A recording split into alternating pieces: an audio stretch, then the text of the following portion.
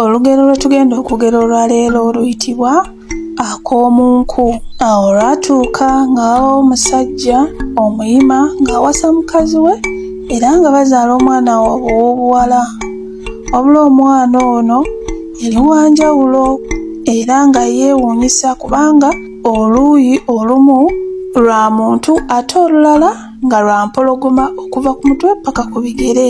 Omwana ono bwe yatuuka mu biseera eby'okwavula yakyuka yenna n'afuuka empologoma n'alya enkoko, ate bwe yamala okuzirya n'addayo n'afuuka ng'omwana omutaayavula. Bwe yeeyongera okukula n'atandika okutambula n'atandika ng'okukyuka n'afuuka empologoma ng'alya embuzi, endiga wamu n'ennyana. Bwe yamalanga okulya ng'addawo ng'afuuka omuntu.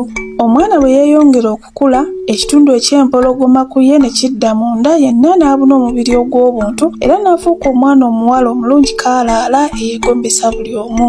Bwe yakula ne wabaawo omusajja omuyima eyamwegomba era teyalwa n'amwogereza. Ono abazadde baamusalira ebintu bingi ddala era omusajja ono yabiwaayo byonna. Ekiseera bwe kyatuuka eky'okumukima mu bakadde be ne taata w'omulenzi yajjirako. Bwe baatuuka ku buko enkuba n'etonnya. Enkuba bwe yatonnya ab'ewaka kwe kugamba bako bagende mu nnyumba endala eyaliwo mwe baba bagira nga beggama enkuba, kubanga ennyumba eno eya bulijjo mwe baali basiigira omugole omuzigo balyoke bamutwale era yali wa kutwalibwa ng'enkuba ekedde. Abako bakkiriza ne bagenda mu nnyumba eyali ebalagiriddwa. Kyokka taata w'omugole omusajja teyali mumativu, kwe kusigala emabega era yakomawo alumika abako emboozi gye baali banyumya. Mu bye baali bavuma omuwala, jjajjaawe yamukuutira nti mwana wange kaakano ffe tumaze okulya ebintu by'abako era tulidde bingi ddala, naye ak'omunku oli kaleka? Ko muwala nti ndi kaleka. Byonna taata w'omulenzi yabiwulira, wabula teyamanya kye baali bategeeza era enkuba olwakya baafulumya omugole ne bamubawa ne bamutwala ewaabwe. Taata w'omulenzi yagenda n'ekyama ku mutima era nga yeebuuza ak'omunku kategeeza ki. Nga wayise akaseera omugole ng'ali mu ddya lye atokosa ttooke era ng'azaddemu n'abaana 4 nga tewali yadde obuzibu obutuuseewo. Ssezaala we yamusisinkana mu nnimiro ng'alima n'amugamba nti muwala, nina kye njagala okukubuuza naye tonkisa. Bwe twali tukukima ewammwe nawulira jjajjaawo ng'akukutira nti mwana wange ak'omunku oli kaleka. Ku bbanga kati lyenkulabidde emyaka giweredde ddala mingi, tewali kabi konna ke nkulabako. Toli munafu, tosera oba okubeera omulogo, naye ak'omunku ke baakugamba baakukuutira kakyako. Omuwala yeegaana era n'agaana okumubuulira, wabula Ssezaala yalemerako nnyo era yabeeranga buli kaseera waafuna akadde omuwala ekyo ekibuuzo kyamubuuza. Mukamwana yalaba kimuyitiriddeko n'agamba Ssezaala we nti nja kukubuulira ng'akaseera katuuse.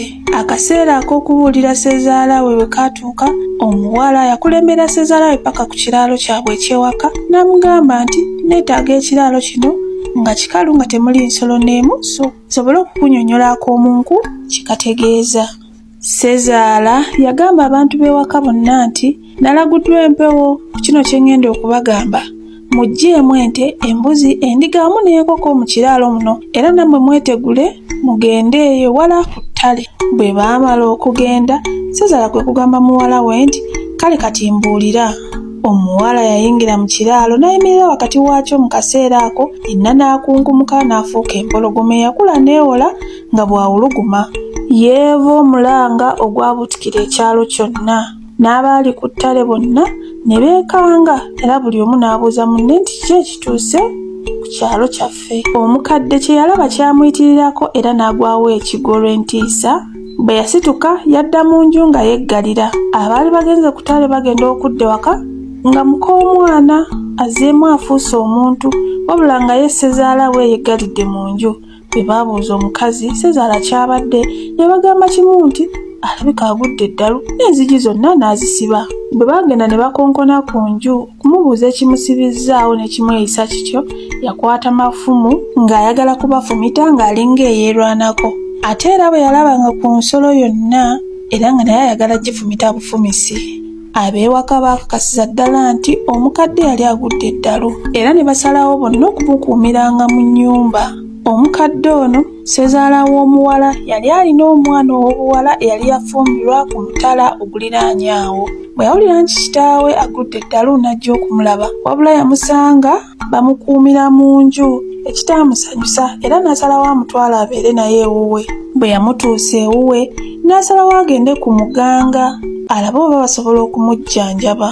Omuganga yamulagula nti bw'oba oyagala kitaawa atereere mukuume nnyo nga tomukkiriza kukanga yadde ekinyonyi, era olunaku bwali kikanga ekisolo kirimulya.